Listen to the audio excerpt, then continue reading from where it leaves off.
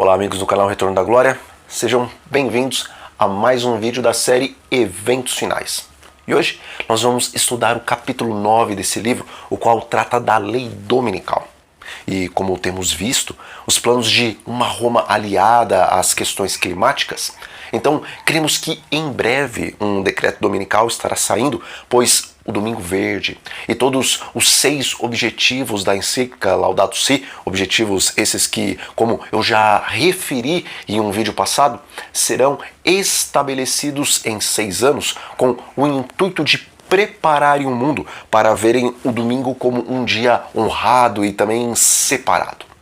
Contudo, meus amigos, sabemos que Satanás e os seus ministros têm as suas agendas, mas aquele que na cruz do Calvário venceu o inimigo das almas tem total autoridade sobre o planeta Terra. E sendo assim, a agenda do inimigo só pode prosseguir adiante quando o Senhor permitir.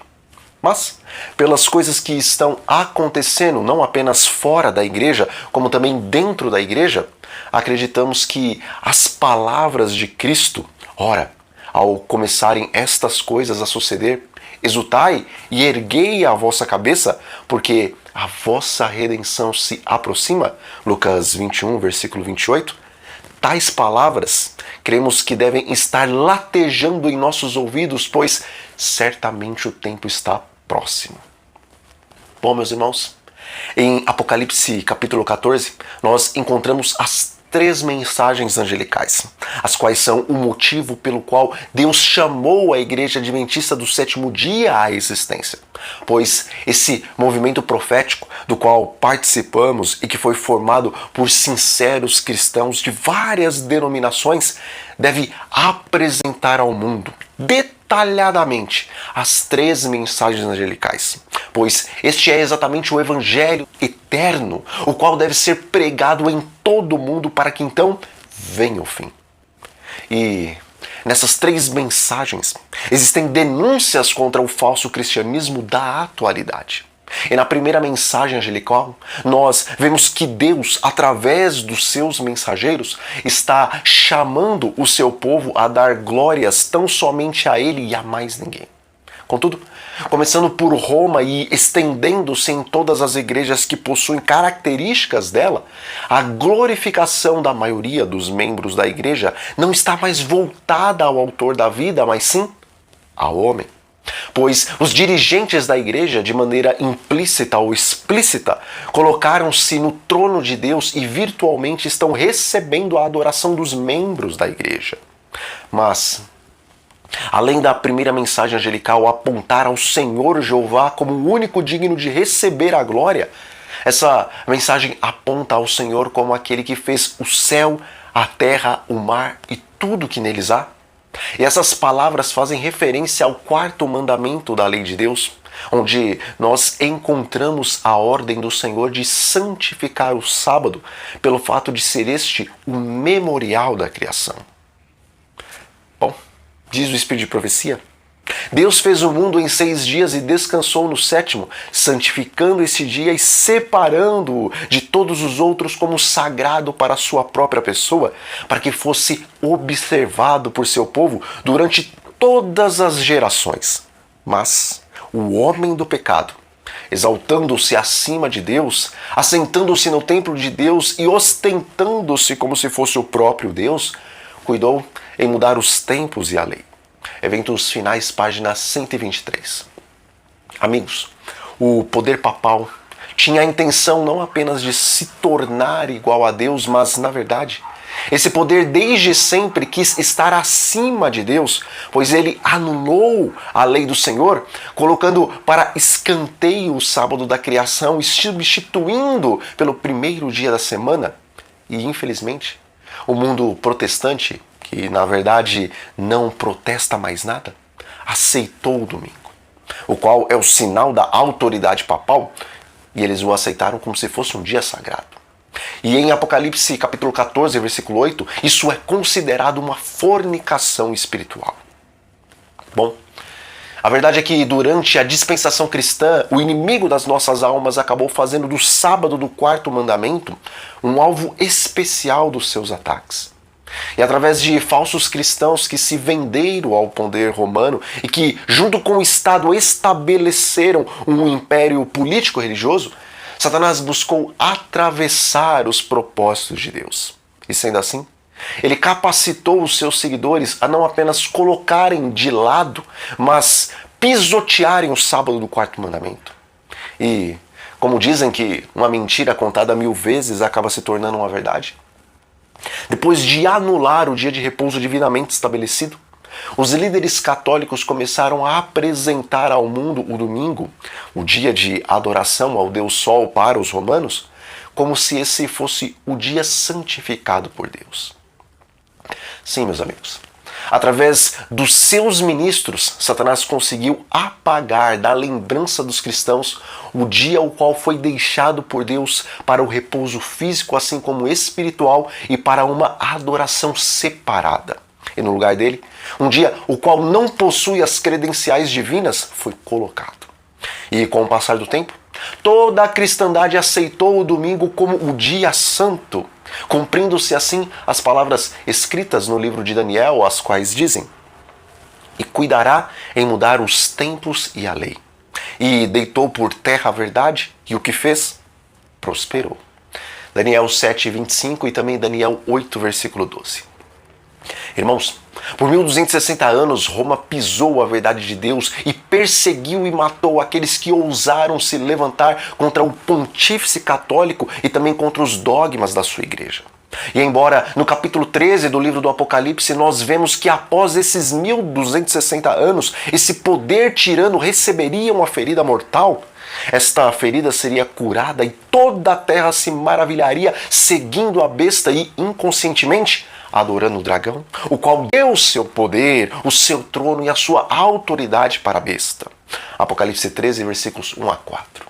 E em Apocalipse 16, a palavra de Deus nos mostra que após a cura da ferida mortal feita no Império Romano na Idade Média, Satanás se utilizaria de 3 poderes, o dragão, a besta e o falso profeta, poderes esses que compreendem o espiritismo, o catolicismo e também o protestantismo apostatado, para que, através de sinais sobrenaturais, viessem esses poderes a convencer os reis da terra, ou seja, os governadores do mundo inteiro, a guerrearem contra o Cordeiro, o qual estará representado em seu povo remanescente que, como diz Apocalipse 12, versículo 17, são os que guardam os mandamentos de Deus e têm o testemunho de Jesus. E falando sobre esta grande peleja que será travada nos últimos dias, diz o Espírito de Profecia: na peleja a ser travada nos últimos dias estarão unidos em oposição ao povo de Deus todos os poderes corruptos que apostataram da lealdade à lei de Jeová. E nessa peleja, o sábado do 4º mandamento será o grande ponto em litígio. Pois no mandamento do sábado, o grande legislador se identifica como criador do céu, da terra e de todas as coisas que nela há. Eventos Finais, página 124. Amigos, por muitos anos, esta igreja tem pregado e também esperado que uma lei dominical a nível nacional nos Estados Unidos, a qual será copiada por todas as demais nações, venha a sair. E agora, com todo esse movimento em prol de um domingo do clima, o qual em breve impregnará o mundo inteiro, preparando esse para a futura lei dominical, o que o nosso povo então deve fazer neste momento? Diz o Espírito de Profecia: devemos buscar especialmente a Deus, pedindo que agora seja concedido graça e poder ao seu povo. Deus vive. E não cremos que chegou plenamente o tempo em que Ele queira que nossas liberdades sejam restringidas. Eventos Finais, página 125.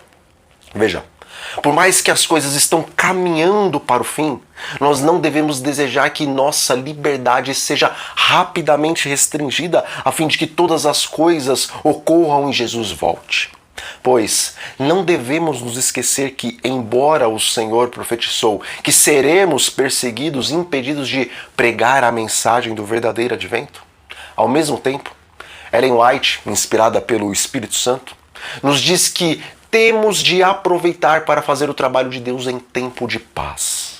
Portanto, meus amigos, A nossa oração não deve ser para que logo saia o decreto dominical, mas a nossa oração deve ser para que o Senhor nos dê poder e nos conceda tempo de liberdade para espalharmos largamente pelo mundo a verdade presente, como se fossem folhas que caem das árvores na época do outono.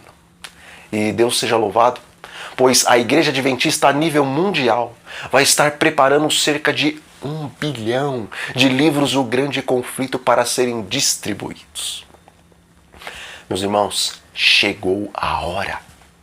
O mundo jaz no maligno e está se preparando para levantar bem alto a bandeira do descanso dominical. Contudo, Deus está preparando o seu fabuloso exército, tal como está escrito no capítulo 2 do livro do profeta Joel. E essa igreja triunfante declarará em um alto clamor a verdade daquele que criou o céu, a terra, o mar e tudo que neles há, e descansou e abençoou e santificou o sábado do 7º dia.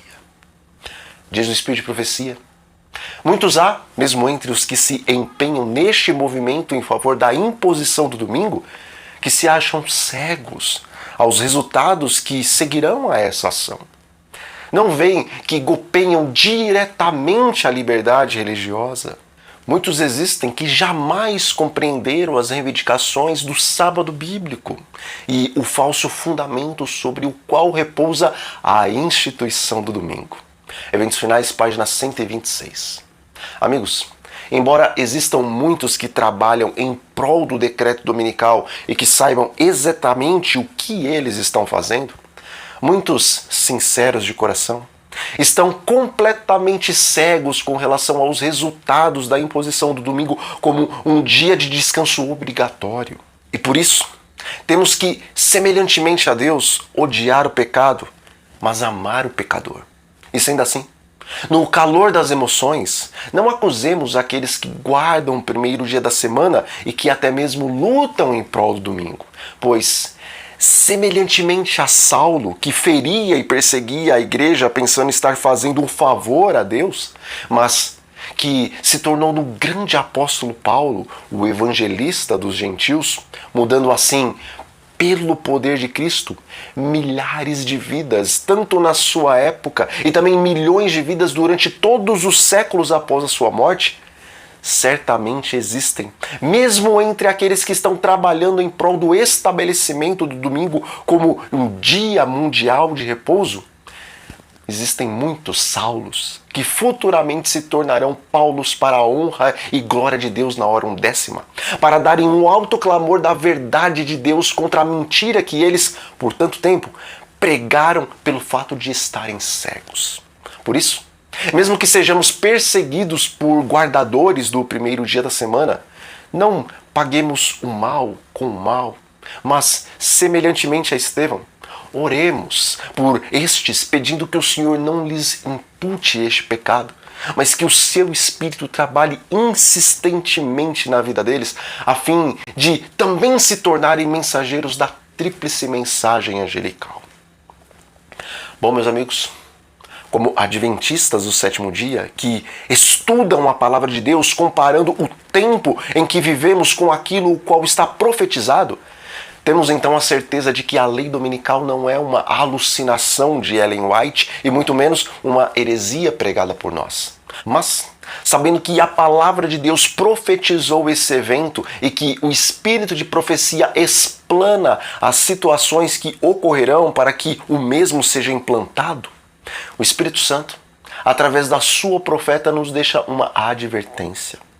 Diz o Espírito de Profecia: há muitos que estão despreocupados e se acham, por assim dizer, adormecidos.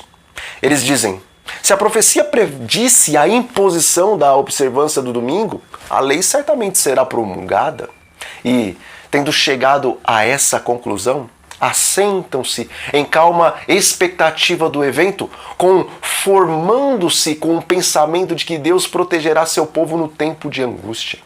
Mas o Senhor não nos livrará se não fizermos algum esforço para realizar a obra que Ele nos confiou. Eventos Finais, página 127. Veja, no capítulo 14 de Apocalipse, Não diz que o profeta viu outro anjo que se encontrava assentado sobre a terra, aguardando pacientemente a saída do decreto dominical.